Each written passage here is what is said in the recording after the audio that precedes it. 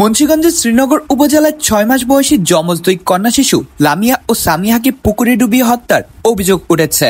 সোমবার সন্ধ্যা সোয়া ৭টার দিকে কুকুটিয়া ইউনিয়নের বিবন্দি এলাকার বিলের বাড়ি গ্রামে এই মর্মান্তিক ঘটনা ঘটে। এই ঘটনায় শিশুদের মা শান্তা বেগম ও বাবা সোহাগ মিয়াকে আটক করেছে পুলিশ।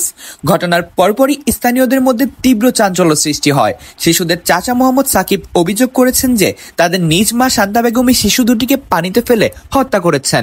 তবে শান্তা বেগম এই অভিযোগ অস্বীকার করে দাবি করছেন যে তার স্বামী সোহাগ মিয়াই সন্তানদের হত্যা করেছেন। অন্যদিকে সোহাগ মিয়ার দাবি যে তিনি শিশুদের মৃত্যুর খবর পেয়ে বাজার থেকে এসেছেন এবং ঘটনার সময় তিনি সেখানে উপস্থিত ছিলেন না। সাকিব আরো জানান, তার প্রতিবেশী মামা তাকে রাত ৮টার দিকে ডেকে নিয়ে বলে যে বাড়ির পাশের পুকুরে শিশু দুটিকে ফেলে দিয়েছে। পরে পুকুর থেকে শিশু দুটিকে উদ্ধার করে শ্রীনগর উপজেলা স্বাস্থ্য কমপ্লেক্সে নিয়ে যাওয়া হলে কর্তব্যরত চিকিৎসক ডাক্তার সিনথিয়া নূর তাদের মৃত ঘোষণা করেন।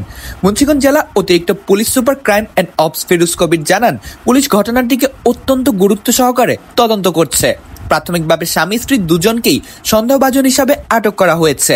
শিশুদের মরদেহ ময়নাতদন্তের জন্য মুন্সিগঞ্জ জেনারেল হাসপাতালের মর্গে পাঠানো হয়েছে। স্থানীয়দের ধারণা, দিনমজুর সোহাগ মিয়ার পারিবারিক কলহের জের ধরেই এমন হৃদয় বিদারক ঘটনা ঘটতে পারে।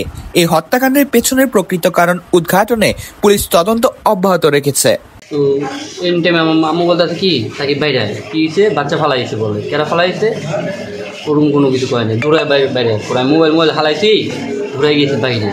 যাওয়ার পরে ঘর চেক দিয়েছি, ঘর নাইকা পাইতে নেমে সাথে সাথে। পরে এই টাইমের মধ্যে আরেকজন ছোটো ভাই আছে, ওই লাইট নিয়ে এসেছে। লাইট নিয়ে আসার পরে বলতেছে ভাই ওই যে ওখানে পড়ে রয়েছে, ওখান থেকে ওখানে উঠাই নিয়ে এসেছি। এই টাইমে বলতেছে যে বাপে ফালাই দিয়েছে, কিন্তু ওই টাইমে আমার ভাই এলো আসছে কেবল। আমি যখন বাচ্চা নিয়ে একটু উঠি পানির তখন ওইলে আসছে, বুঝছেন। আমার ভাই আসছে, তখন নেওয়ার পরে আমি আইসা বলতেছি, এখন এটা বলতেছে যে বাপে বলতেছে মায়ের। কামরুল হাসান সাফিন, মুন্সিগঞ্জ টিভি।